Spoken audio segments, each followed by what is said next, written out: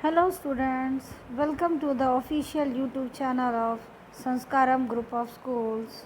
Student, today we are going to study our chapter 4 Working of Institutions part 2 of Political Science.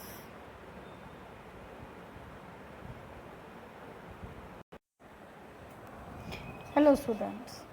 We have already discussed in the previous part how our office memorandum become the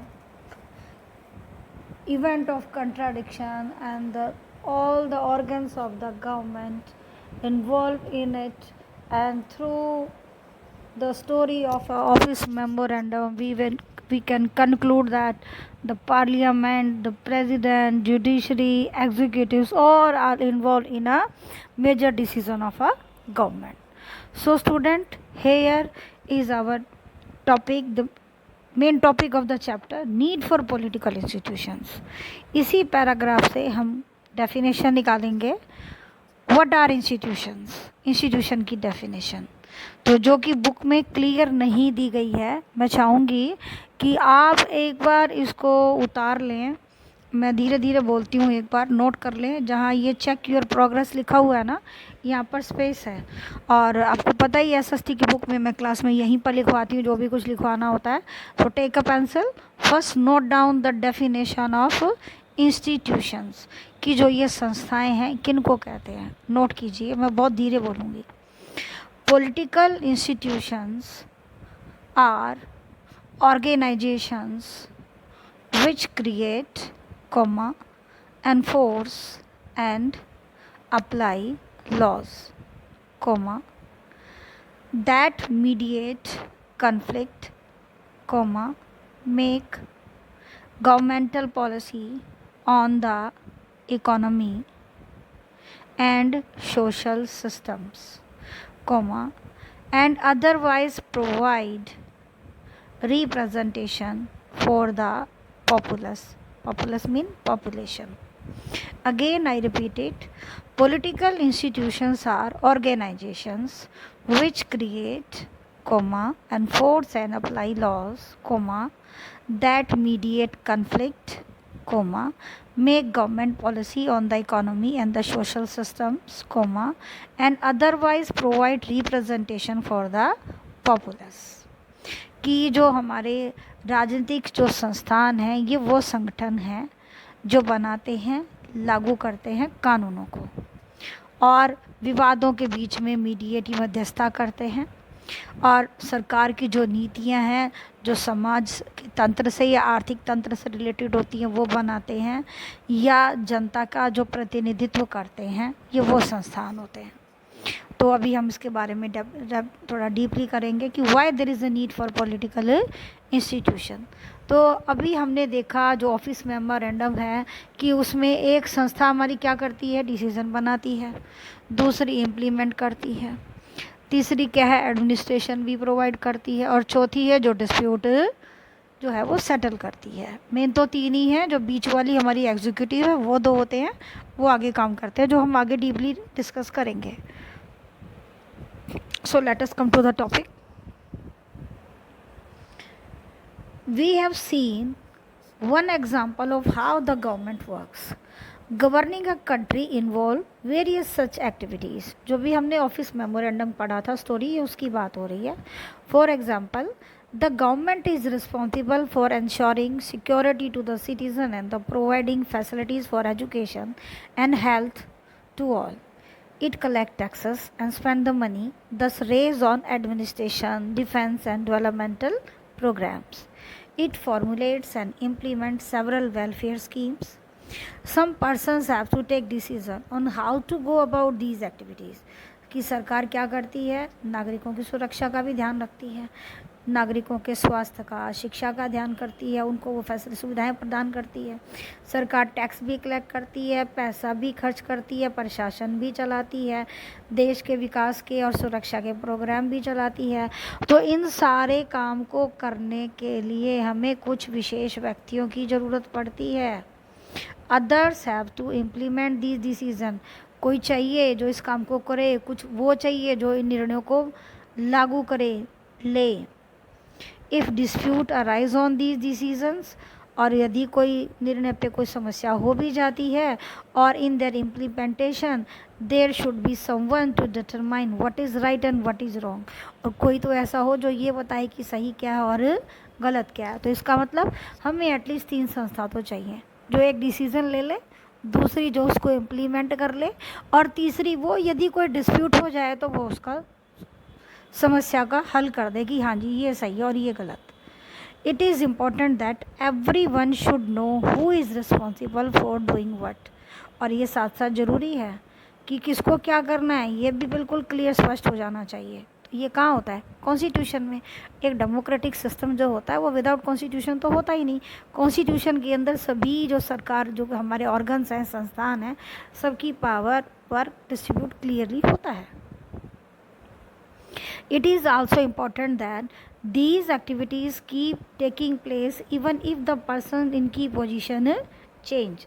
यदि सरकार बदल भी जाए तो उनकी जगह काम कौन करेगा ये भी सुनिश्चित होना चाहिए, तो कॉन्स्टिट्यूशन ये भी करता है।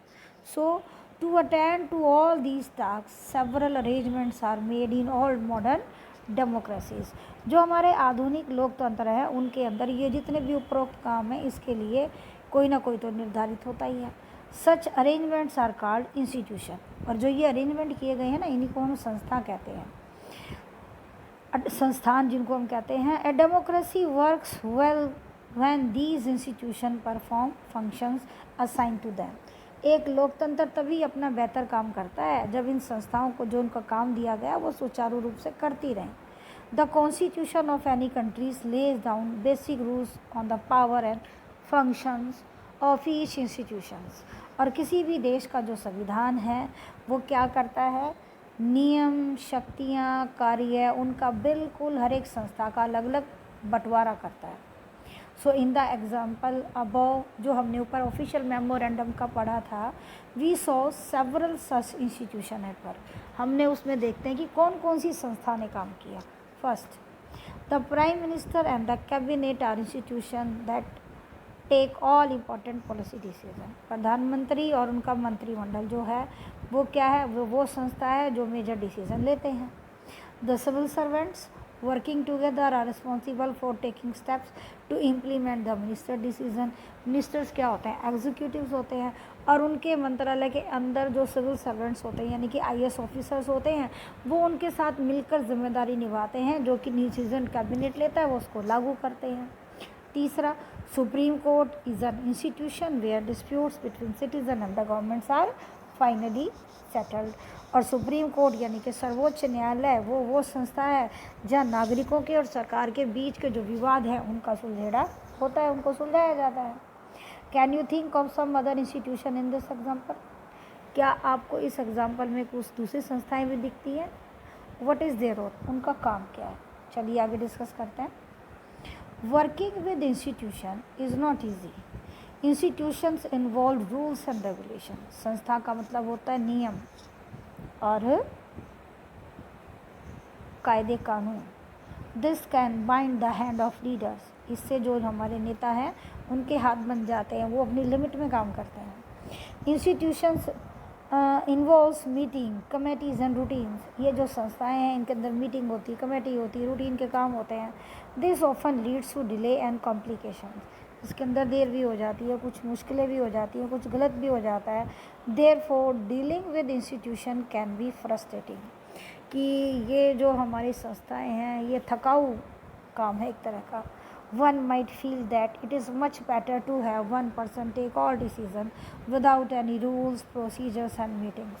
तो कई बार लोगों को लगता भी है क्या है ये, कभी पार्लियामेंट की मीटिंग बनाओ, कभी वहाँ बिल पास कराओ, कभी राज्यसभा में भेजो, कभी प्रेसिडेंट के पास भेजो, डिसीजन ले भी लिया तो जनता धरने पर उतर आ जाती है, जैसे आजकल किसान आंदोलन चल रहा है। तो उसका कहने का मतलब क्या है, लोगों को लगता है कि अरे नहीं एक ही बंदा ठीक है, डिक्टेटर टाइप, फाइनल डिसीजन ले ले, सब दर्द ख़त्म। बट आपको पता है अगर वो एक बंदा होगा तो आप वो सबके वेलफेयर के लिए काम नहीं करेगा। This is not the spirit of democracy. ये लोकतंत्र की आत्मा नहीं है। Some of the delays and complication introduce by institutions are very useful. भले ही देर हो जाए, भले ही कोई जटिलता का सामना करना पड़े, लोकतंत्र के जो संस्था हैं वो बड़े ही लाभदायक होते हैं। दे प्रोवाइड एन अपॉर्चुनिटी, ये एक अवसर प्रदान करते हैं for a wide set of people to be consulted in any decision. देश के जो नागरिक है ना, उनको भागीदारी लेने का हिस्सा मतलब कि मौका मिलता है निर्णय लेने में। अब इलेक्शन आ गया ना बिहार में, बिहार के लोग तय करेंगे सरकार किसकी बनेगी।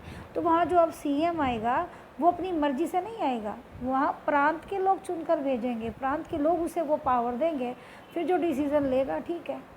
अगर लोगों को वो 5 साल तक शासन करेगा, लोगों को लगता है कि वो सही काम कर रहा है तो अगले 5 साल में उसको फिर से जिता देंगे, नहीं तो बदल दिया जाएगा। सेम है, अभी जो करंट सीएम है लोगों को लग रहा है कि वो अच्छा काम कर रहे हैं, ठीक किया, तो वो फिर से जीत जाएंगे, नहीं तो हार जाएंगे। तो ये डिसीज़न किसका है? अल्टीमेटली लोगों का ही तो है। This is the truly democracy. Institution make it difficult to have a good decision taken very quickly. जो संस्थान है, क्या किसी भी बेहतर जो हमारा निर्णय है उसको जल्दी से लिया जाए, ये उसको क्या करते हैं, थोड़ा सा कठिन बना देते हैं, क्योंकि रूल्स एंड रेगुलेशन से चलते हैं ना। But they also make it equally difficult to rush through a bad decision. एक गलत निर्णय भी तो आने से रोकते हैं वो, क्योंकि एक डिक्टेटर क्या करता है, एक झटके में डिसीज़न लेगा, वो आपके वेलफेयर के लिए नहीं होता। लेकिन एक लोकतंत्र में लोगों के विरुद्ध जाकर सरकार कोई निर्णय ले, ऐसा कभी नहीं हो सकता। अव्वल तो वो पार्लियामेंट में ही पास नहीं होगा, और हो भी गया तो सुप्रीम कोर्ट बैठा है ना उसको नल एंड वाइड डिक्लेयर करने को।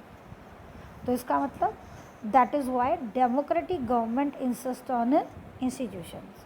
और जो डेमोक्रेटिक गवर्नमेंट है वो क्या करती हैं, संस्थानों पर जोर देती है और संस्थानों के साथ काम करती हैं।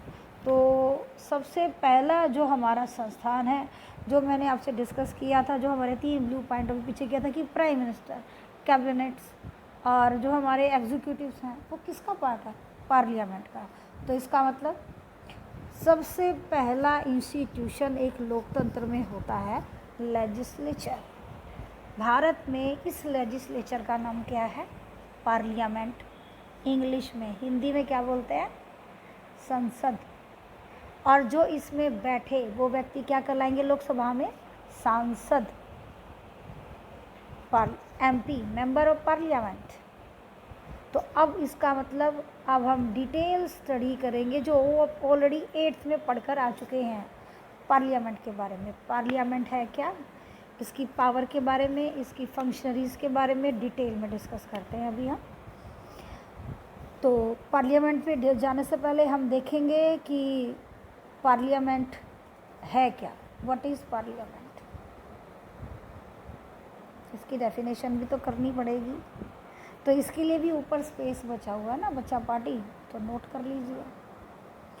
तो आपसे पूछा जाए कि पार्लियामेंट वर्ड आया कहाँ से, तो ये फ्रेंच शब्द है पार्लर। पार्लर का मतलब होता है मीटिंग। तो जहाँ मीटिंग हुई वो क्या कहलाएगा, पार्लियामेंट। ये शब्द फ्रेंच वर्ड है। ओके, सो क्या कह सकते हैं डेफिनेशंस के बारे में, हम बताइए क्या डेफिनेशन दें।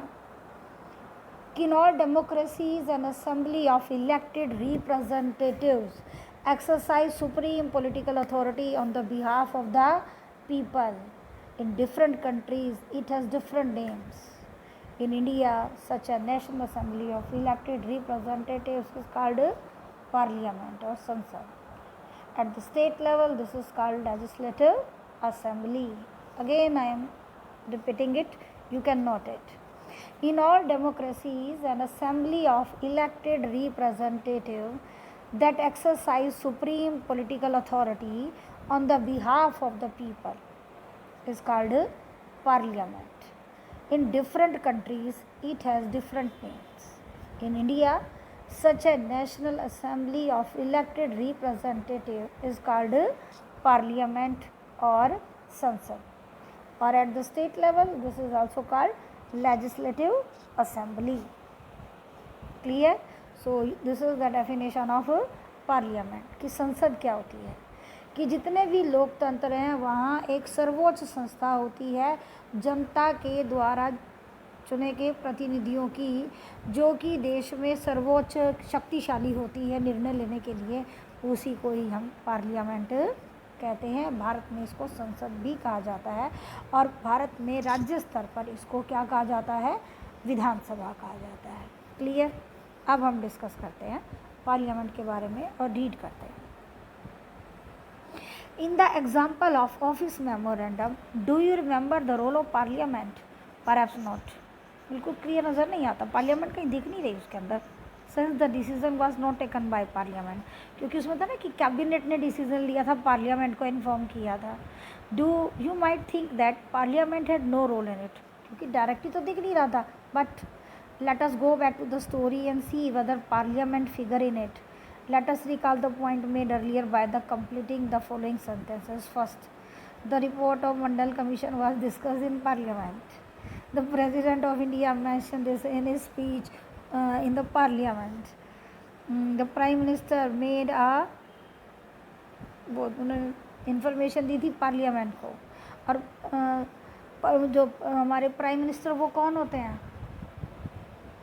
Head of the majority members, ruling party के मेंबर्स होते हैं, वो भी तो पार्लियामेंट का ही हिस्सा है।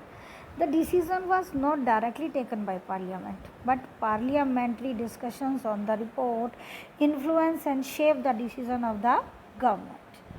They brought pressure on the government to act on the Mandal recommendation. If Parliament was not in favor of this decision, the government could not have gone ahead with it. Can you guess why? अब मैं आपको बताती हूँ। आपने last year parliament के बारे में पढ़ा था कि जब पार्लियामेंट सेशन में नहीं होती और कैबिनेट कोई डिसीज़न लेता है तो विद इन वो डिसीज़न जिस दिन लिया है इसको ऑर्डिनेंस कहते हैं बेटा। राष्ट्रपति जी कैबिनेट के सुझाव पर उसको राष्ट्रपति जी लागू करते हैं ऑर्डिनेंस को, और ऑर्डिनेंस जिस दिन इशू होता है उसके ठीक 6 महीने तक वो वैलिड रहता है। पार्लियामेंट के अंदर उसको पास कराना होता है। यदि पार्लियामेंट में 6 हफ्ते तक वो मुद्दा ना उठे तो उसके बाद वो अपने आप ही नल जो है वो डिक्लेयर हो जाता है। तो यदि पार्लियामेंट उसको सपोर्ट नहीं करती तो कंटिन्यू कैसे होता है? सीधी सी बात है, कैबिनेट ने डिसीजन लिया तो बाद में पार्लियामेंट ने उसको पास तो किया ही है, तभी तो वो मुद्दा आगे चला है। Recall what you read about parliament in earlier class and try to imagine what parliament could have done if it did not approve the cabinet's decision. तो बेटा यहाँ मेरा आपको छोटा सा सुझाव है कि आपकी 8th क्लास की जो बुक है यहाँ आपकी बहुत मदद करेगी, क्योंकि इस चैप्टर में पार्लियामेंट की जो डिटेल है वो बहुत ही समराइज दी गई है, जबकि एनटीएससी के अंदर और चैप्टर के अंदर जो बाद में बोर्ड में हमें क्वेश्चन आएंगे वो डिटेल से आएंगे। तो वो बुक भी अपना साथ साथ पैरेलल आप रखते चलिएगा, वरना मैं तो लेके चल ही रही हूँ आपके साथ में। Again we are going to discuss why do we need a parliament. हमें पार्लियामेंट की ज़रूरत क्यों है, क्या करेंगे इसका मतलब हमें पार्लियामेंट की फंक्शनरीज़ की ज़रूरत है कि पार्लियामेंट करती क्या क्या है, what are the functions of the parliament. हम कहीं ना कहीं डिस्कस करने जा रहे हैं ये, है ना। तो पार्लियामेंट क्या है? Final authority for making laws, कानून बनाने की देश की सर्वोच्च संस्था है। ये क्या करती है? To control over those who run the government, ये उनको कंट्रोल करती है जो सरकार चलाते हैं, यानी कि जो हमारे कैबिनेट मिनिस्टर्स हैं, एग्जीक्यूटिव्स हैं, they are answerable to the parliament. Opposition है वो उनसे पार्लियामेंट में क्वेश्चन हाउस में क्वेश्चन पूछती है क्या हो रहा है क्या नहीं हो रहा है। To control all the money that government है, सरकार को बजट पास कराना होता है, मनी बिल पास कराने होते हैं तो वो पार्लियामेंट में ही होते हैं। Opposition member, ruling members, debate होती है, उसको पास कराना पड़ता है, फिर वही राज्यसभा में फिर प्रेसिडेंट से, तो यानी कि फिर से पार्लियामेंट की ज़रूरत है। अगेन उसके बाद है highest forum of discussion and debate on public issues and national policies. देश को लेकर जितनी भी नीतियाँ बनती हैं, जो डिस्कशंस होते हैं, सिक्योरिटी मैटर्स हैं, फॉरेन अफेयर्स हैं, पार्लियामेंट में ही डिस्कस होते हैं सारे के सारे। तो इसका मतलब जब हम बात करते हैं why do we need a parliament, so ultimately we are going to discuss the functions of the parliament and powers of the parliament. Clear? Let us start. In all democracies, an assembly of elected representatives exercise supreme political authority on the behalf of the people. In India, such a national assembly of elected representatives is called parliament. लोकतंत्र के अंदर एक सर्वोच्च संस्था जो कि लोगों की तरफ से जिसको सत्ता मिलती है निर्णय लेने की, वो क्या कहलाती है? पार्लियामेंट कहलाती है। और भारत में ये जो हमारी राष्ट्रीय जो जो असेंबली है उसको क्या कहा, सभा है, उसको क्या कहा जाता है, पार्लियामेंट कहा जाता है या संसद कहा जाता है। At the state level this is called legislature और लेजिस्लेटिव असेंबली। स्टेट लेवल पर इसको विधानसभा भी कहा जाता है। द नेम में very different in different countries. तो यहाँ NTSC का क्वेश्चन आ जाता है, आपको क्या करना पड़ेगा, पाकिस्तान की संसद का नाम क्या है, पार्लियामेंट का मजलिस, अफ़गानिस्तान की शूरा, रशिया की ड्यूमा, ठीक है कि नहीं। तो ऐसे ही चाइना की क्या है, ये आपके लिए छोड़ दिया। जापान, USA, UK, फ्रांस, ये कुछ पर्टिकुलर मेजर कंट्रीज़ हैं जिनकी पार्लियामेंट का दूसरा नाम क्या है, आपको जानना ज़रूरी है। आपकी GK की बुक में है और आपको फ्लो चार्ट में मैं ये दे चुकी हूँ, तो प्लीज़ इसको नोट डाउन कीजिएगा। कुछ बच्चों को भी नहीं मिलेगा क्योंकि अभी चैप्टर का फ्लो चार्ट आया, NTSC नहीं आया आपके पास। NTSC आते ही आपको मिल जाएगा वो। You can find it on Google also, जिसको आप गूगल भाई बोलते हैं, तो वहाँ से भी आप इसको प्राप्त कर सकते हैं।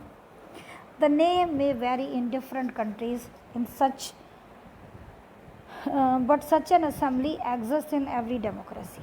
कि हर देश में इस पार्लियामेंट का नाम अलग अलग है क्योंकि हर एक देश में भाषा अलग अलग है, लेकिन ये हर देश में ये संस्थान होती है जो सर्वोच्च संस्था होती है, नागरिकों के द्वारा प्रतिनिधियों की चुनी हुई संस्था। It exercise political authority on the behalf of the people in many ways. ये जो संस्थान है, ये जो संस्था है राजनीतिक, ये लोगों की तरफ से कई प्रकार की शक्तियाँ जो इसको प्रदान होती है और ये कई काम करती है। क्या करती है, जरा आ जाइए आप। First function, parliament is the final authority for making laws in any country. किसी भी देश का कानून बनाने का सर्वोच्च संस्थान है ये। This task of law making or legislation is so crucial that these assemblies are called legislatures। अब legislation को अंडरलाइन करो। legislation एक वर्ड है जिसका मतलब ही होता है मेकिंग लॉ, कि कानून बनाना इस पार्लियामेंट के लिए इतना आवश्यक है कि legislation के, इसीलिए इसको लेजिस्लेचर कहा जाता है। जहाँ लेजिस्लेशन होता है उस जगह का नाम लेजिस्लेचर, क्योंकि लेजिस्लेशन का मतलब ही होता है making law. You can find it dictionary में आप इसको देख सकते हैं। Parliament all over the world can make new laws, नई लॉ बनाती है। Change existing law, exist law को चेंज भी कर सकती है। और अबॉलिश एग्जिस्टिंग लॉज, कुछ लॉ जो पुराने हो गए उनको कैंसिल भी कर सकती है। Make new one in their place, और उनकी जगह नए भी बना सकती है। हर तरह का अधिकार होता है पार्लियामेंट को, संसद को। Parliament all over the world exercise some control over those who run the government. जो लोग सरकार चलाते हैं उनको नियंत्रण में करती है। आपने देखा होगा प्रधानमंत्री कहाँ बैठते हैं, पार्लियामेंट में। एक तरफ रूलिंग पार्टी, एक तरफ opposition party. Opposition party question hour में, 0 आवर में डिफरेंट क्वेश्चन डिस्कस करते रहते हैं। उनको मंत्रिमंडल को जवाब देना पड़ता है, अपने सारे बिल पास कराने पड़ते हैं, पार्लियामेंट में जवाब देना पड़ता है, तो पार्लियामेंट उनको कंट्रोल करती है। In some countries like India, this control is direct and full. Those who run the government can take decision only so long as they enjoy support of parliament। जब तक प्रधानमंत्री पार्लियामेंट में majority उसको प्राप्त है, वो केवल तभी तक प्रधानमंत्री है यदि उसका एक भी मंत्री या वो प्रधानमंत्री नो कॉन्फिडेंस प्राप्त उनको अगर हो गया तो उसी समय उनको क्विट करना पड़ेगा। तो प्रधानमंत्री तब तक प्रधानमंत्री है जब तक कि उसके पास क्या है, मेजॉरिटी है लोकसभा में, अदरवाइज नो।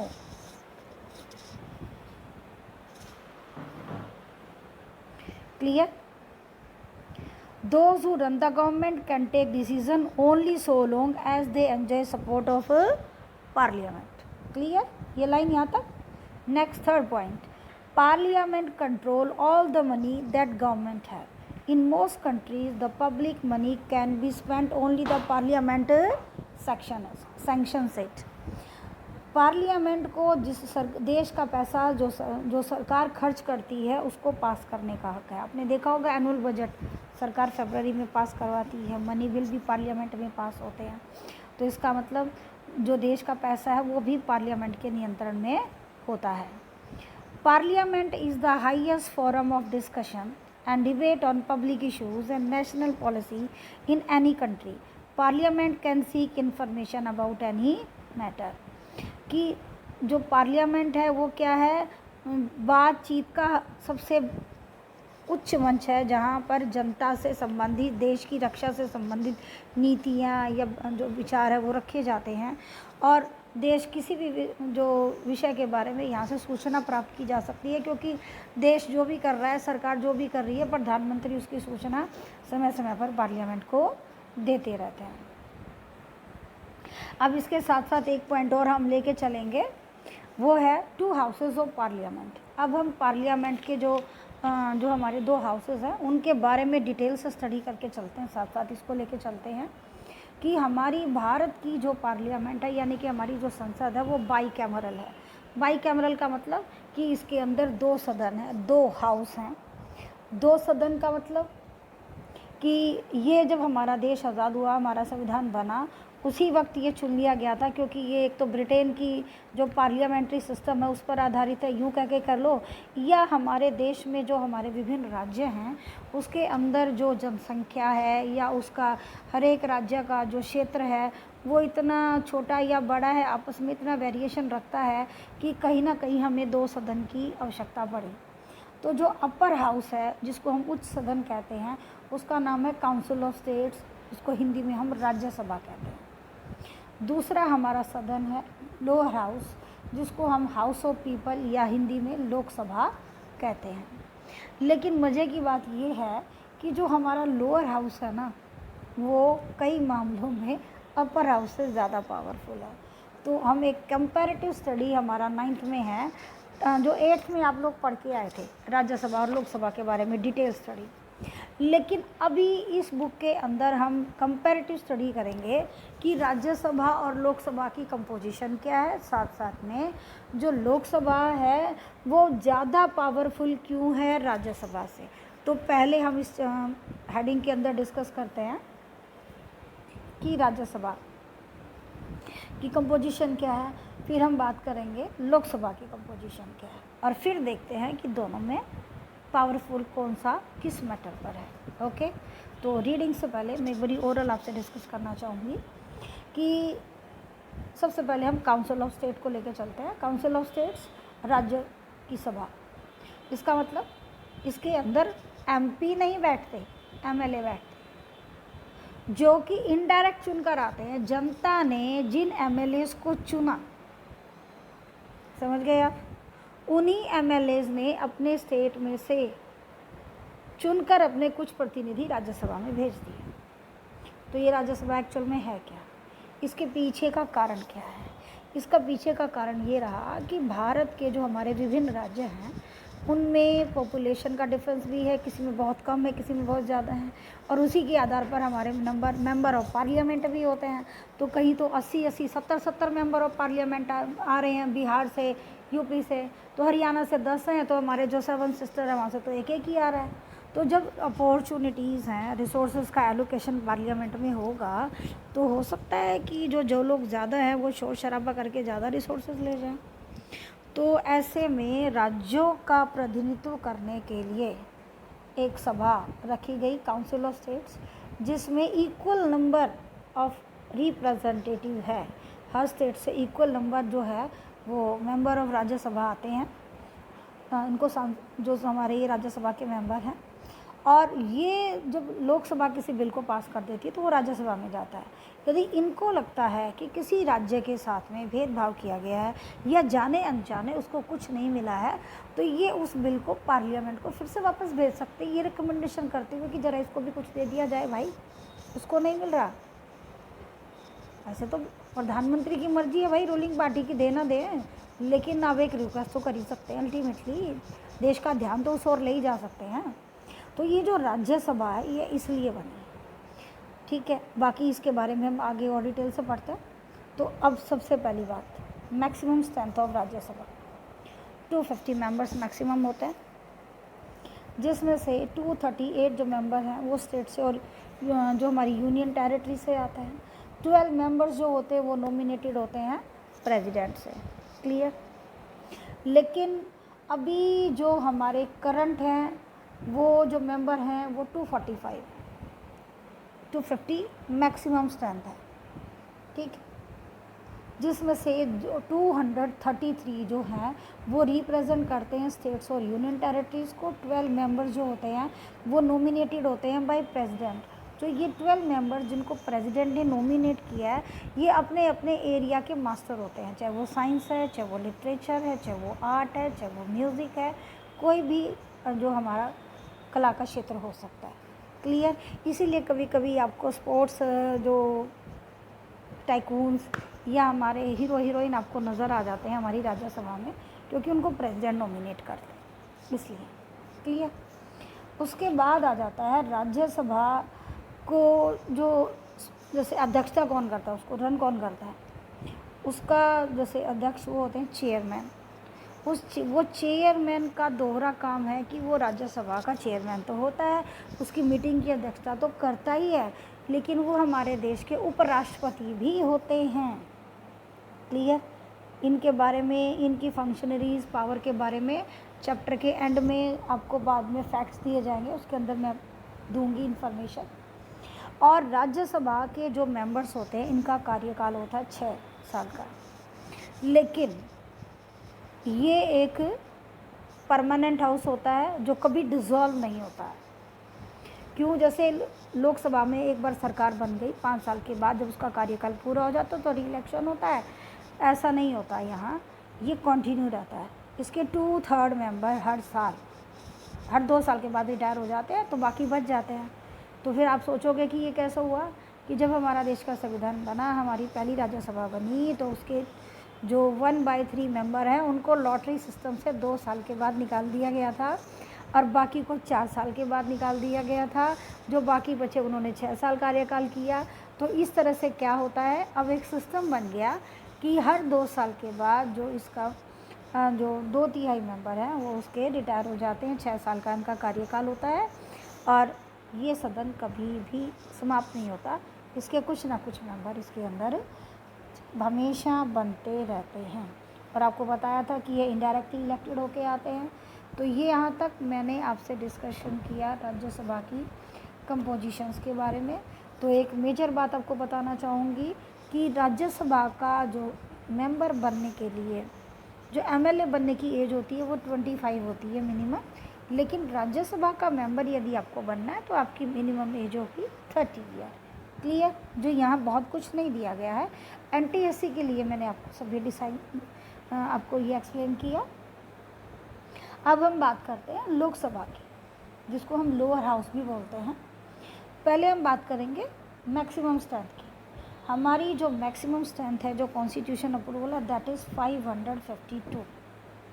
550 जो है वो होते हैं स्टेट्स के मेंबर, 550 स्टेट्स और यूनियन टेरिटरी से, और 550 में से 530 जो मेंबर हैं वो हमारे देश के जो डिफरेंट जो हमारे राज्य हैं उनसे चुनकर आते हैं डायरेक्ट, और 20 जो मेंबर हैं वो डिफरेंट यूनियन टेरिटरीज से आते हैं। अब ये 552 कहाँ से आए? ये नियम क्या है? वैसे तो ये 550 ही है अधिकतम संख्या, लेकिन उसके लिए एक प्रोविज़न रखा गया है कि यदि इन 550 में से एक भी एंग्लो इंडियन समुदाय का व्यक्ति चुनकर नहीं आता, ये जो समुदाय है माइनॉरिटी डिक्लेयर किया गया हमारे देश में, तो हमारे देश के राष्ट्रपति को अधिकार है कि किन्हीं 2 एंग्लो इंडियन को नॉमिनेट कर दे, तो संख्या बन जाएगी 552। क्लियर। और यदि चुनकर आ गए तो 550। अब मुद्दा ये आता है कि एंग्लो इंडियन कौन होते हैं? तो जिस वक्त हमारा देश अंग्रेज़ों का गुलाम था तो डिफरेंट यूरोपियन कंट्रीज़ के लोग यहाँ रहते थे। फ्रांसीसी भी यहाँ थे, डच भी यहाँ थे, पुर्तगाली भी यहाँ थे और ब्रिटिश भी थे। तो किसी ब्रिटिश, डच, पुर्तगाली, फ्रांस यूरोपियन कम्युनिटीज़ के लोग थे ये, किसी इंडियन लड़के या लड़की से शादी की तो जो उनके बच्चे हैं उनको एंग्लो इंडियन कहा जाता है। और चाहे वो लड़का यूरोपियन लड़के ने इंडियन लड़की से की हो या इंडियन लड़के ने यूरोपियन लड़की से शादी की हो, उनके बच्चे एंग्लो इंडियन कहलाते हैं। और ये लोग भले ही हमारा देश छोड़ के चले गए, लेकिन इन्होंने अपने बच्चों के लिए हमारी देश की जो करंट जो गवर्नमेंट थी कॉन्स्टिट्यूशन असेंबली, उसके सामने ये रिक्वेस्ट की थी कि उसको इस माइनॉरिटी एज अ माइनॉरिटी उनको ट्रीट किया जाए और उनको स्पेशल प्रोविज़न दिया जाए तो ये कॉन्स्टिट्यूशन देता है उनको स्पेशल प्रोविज़न। तो 2 यदि चुनकर आ गए तो 550, नहीं आए तो 2 नॉमिनेट। क्लियर? ये याद रखना, जब प्रेसिडेंट की बात करेंगे तो फिर मैं इसी पॉइंट पर फिर से आ जाऊंगी, भूलने की चीज़ नहीं है ये। फिर लोकसभा की अध्यक्षता,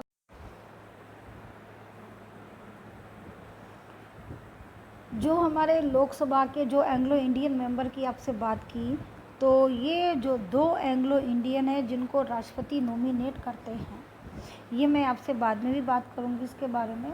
तो लोकसभा की अध्यक्षता कौन करता है? स्पीकर करता है, डेप्यूटी स्पीकर भी होता है। राज्यसभा के जैसे चेयरमैन प्रिजाइडिंग ऑफिसर होते हैं, तो वहाँ भी डेप्यूटी चेयरमैन भी होते हैं।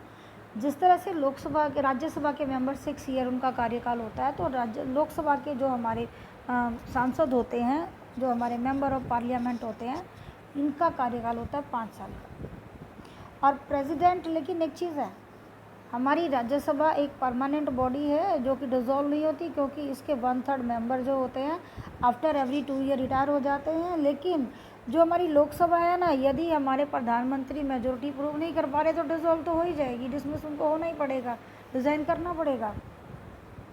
और यदि कोई इमरजेंसी है किसी भी तरह की देश में लगता है, पर जो हमारे राष्ट्रपति जी को, तो भी वो डिसमिस कर सकते हैं रिकमेंडेशन पर, कैबिनेट की पर इसको। तो इसका कार्यकाल 5 साल का होता है, लेकिन वो ज़रूरी नहीं है कि सरकार अपना 5 साल पूरा करे। मेजोरिटी लूज़ हो गई तो पहले भी जा सकते हैं। और जो मेंबर्स होते हैं वो डायरेक्टली चुनकर आते हैं जनता के द्वारा ही, आपको पता ही है। तो करंट जो हमारी जो लोकसभा है, इसमें कितने बंदे के लिए इलेक्शन होता है? ये 545 के लिए होता है, जिसमें से 543 हैं ये इलेक्टेड होके आते हैं, 2 नॉमिनेटेड होते हैं बाय द प्रेसिडेंट। क्लियर? संख्या वही है, 20 यूनियन टेरिटरी से आते हैं, अब बाकी डायरेक्ट स्टेट से आते हैं। क्लियर? अब आ जाता है इसका स्टडी और difference. Which house is more powerful? This is the main question of this paragraph. Let us continue. 2 houses of parliament. Let us start reading. Since parliament plays a central role in modern democracies, most large countries divide the role and the power of parliament in 2 parts. They are called chambers or houses. One house is usually directly elected by the people, exercise the real power on the behalf of the people. Underline this. This is Lok Sabha. The second house is usually elected indirectly and performs some special function. This is Rajya Sabha.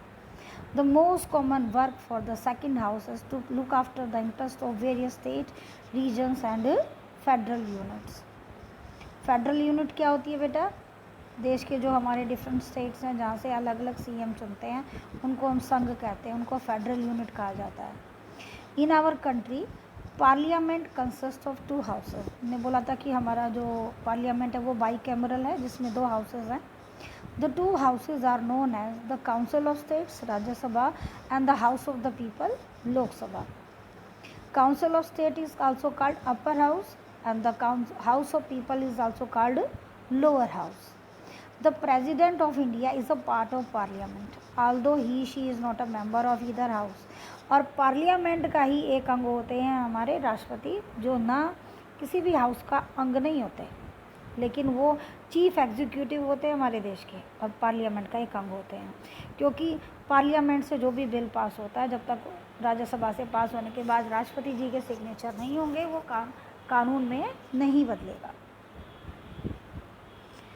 That is why and all laws made in the houses came into force after they receive the assent of the president. You have read about the Indian parliament in earlier classes. 8th class में detail study करके आप आए हैं। From the chapter 3 you know how Lok Sabha elections take place. हमने electoral politics पढ़ा था अभी अपना। Let us recall some key differences between the composition of these 2 houses of the parliament. Answer the following for Lok Sabha and the Rajya Sabha. ये देखिए, ये सब मैं आपसे डिस्कस कर चुकी। What is the total number of members? Total numbers of member है अभी करंट 245 राज्यसभा में, 545 लोकसभा में। Maximum stand 250, maximum stand 550। Who elect the member Rajya Sabha में? इनडायरेक्टली। वो कहाँ से आते हैं? राज्यों से चुन के आते हैं। वो एमएलए, वो एमएलए होते हैं, ये एमपी होते हैं, डायरेक्ट चुन के आते हैं। What is the length of term, ये 6 ईयर की होती है राज्यसभा, लोकसभा 5 साल की होती है। Can the house B dissolve और इज परमानेंट, राज्यसभा परमानेंट है, लोकसभा डिसॉल्व हो सकती है। क्लियर, आगे चलते हैं। Which of the two houses more powerful? This is the most important question of this chapter. ये अक्सर पेपर में आता है, बोर्ड में 9th में। It might appear that Rajya Sabha is more powerful, sometimes it is called the upper chamber and the Lok Sabha is the lower chamber. नाम से तो लगता है कि अपर हाउस है वो पावरफुल होगा, बिल्कुल, क्योंकि उसका नाम अपर चैम्बर है, अपर हाउस है, ये लोअर चैम्बर है Lok Sabha. But this does not mean that Rajya Sabha is more powerful then Lok Sabha. This is just an old style of speaking and not the language used in our constitution. Our constitution does give the Rajya Sabha some special powers over the states. But on the most matters, the Lok Sabha exercise supreme power. Let us see how. 3 point है बेटा जहाँ पर prove होता है कि लोकसभा को राज्यसभा से ज़्यादा पावर है. पॉइंट 1, पॉइंट 2, पॉइंट 3, 1 by 1 मैं डिफाइन करती चलती हूँ. First point, any ordinary law need to be pass by both the houses, but if there is any difference between the two houses, the final decision is taken in a joint session in which member of the both the houses sit together. Because of the larger number of members, the view of the Lok Sabha is likely to prevail in such a meeting. कि यदि हमारी जो केंद्रीय सरकार, उसको लगता है ruling party को कि उसको एक बिल पास कराना है और राज्यसभा से पास कराना ही कराना, और राज्यसभा में बाई चांस उसकी मेजॉरिटी ना हो और उसको लगे कि बिल तो गिर जाएगा, तो क्या कर सकते हैं, ज्वाइंट मीटिंग में बिल को पास करा लिया जाएगा.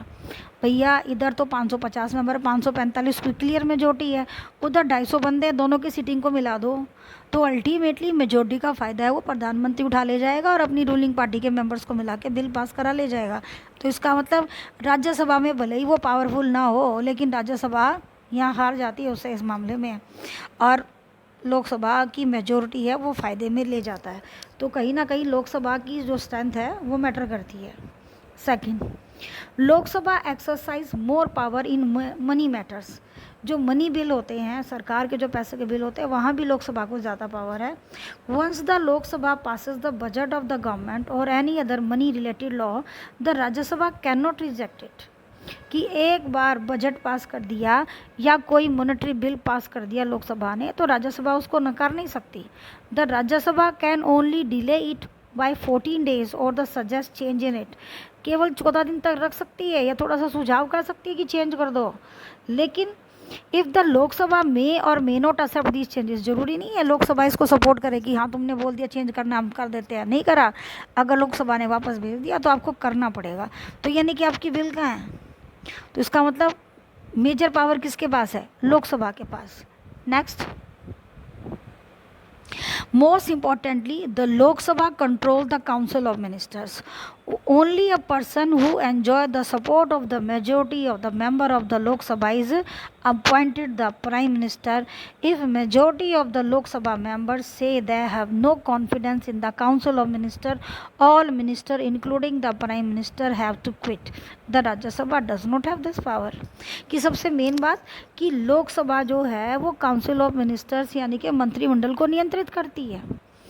कोई भी व्यक्ति या कोई भी जो हमारे प्रधानमंत्री हैं या उनका कोई भी मंत्री जो है वो तब तक पार्लियामेंट के अंदर मेजॉरिटी रूलिंग में है जब तक उसके पास मेजॉरिटी है. यदि केवल एक मंत्री के खिलाफ भी या प्रधानमंत्री के खिलाफ नो कॉन्फिडेंस पास हो गया तो क्या होगा, आप उसका मतलब मेजॉरिटी में नहीं है. तो किसी एक मंत्री के खिलाफ नो कॉन्फिडेंस हो जाए या प्रधानमंत्री के खिलाफ हो जाए तो इसको बोलते हैं कलेक्टिव रिस्पॉन्सिबिलिटी. उनको क्विट करना पड़ेगा उसी वक्त, राष्ट्रपति जी को जाकर अपना रिज़ाइन देना पड़ेगा. जबकि राज्यसभा को ये पावर नहीं है कि वो प्रधानमंत्री को नो कॉन्फिडेंस पास कर दे. नो कॉन्फिडेंस बिल केवल लोकसभा में पास होता है. Clear. So student, now there is a box in your this a day in the life of Lok Sabha. ये लोकसभा की जो प्रोसीडिंग है वो आपको दिखाई गई है कि किस तरह से लोकसभा की जो प्रोसीडिंग है वो हमारी चलती है. जो डिफरेंट मिनिस्टर्स हैं वो अपने टॉपिक रखते हैं, क्वेश्चन आवर्स होता है, 0 hour होता है और डिफरेंट टॉपिक्स हैं. ये आपको नेक्स्ट वीडियो के अंदर आपको डिटेल पार्ट 2 है जो उसके अंदर आपको मिलेगा. Till then, if you like this explanation, please like my video. Thank you and bye.